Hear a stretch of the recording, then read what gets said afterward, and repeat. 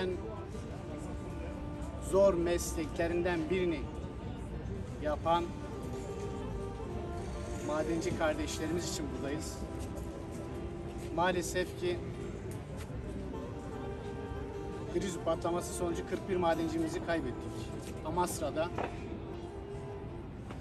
Hep ortak dileğimiz ve temennimiz şuydu: bunlar bir an önce son bulsun.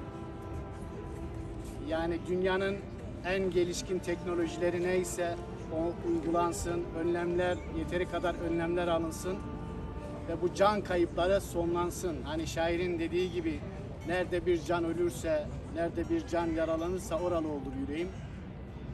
Bizim de gerçekten de yüreğimiz kanıyor. Yani onların her biri sadece bir can değil, bağlı oldukları bir aile var.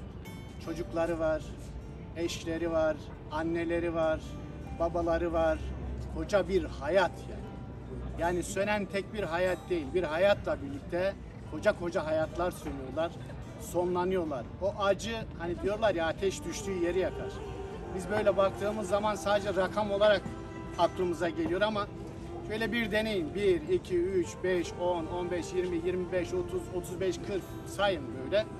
Rakam değil. Dilek ve temennimiz odur ki önlemler yetkililer tarafından bir an önce alınır ve bir daha bizim ülkemizde bu tarz can kayıpları meydana gelmez. Onların anısı önünde saygıyla eğiliyoruz. Sağ olun.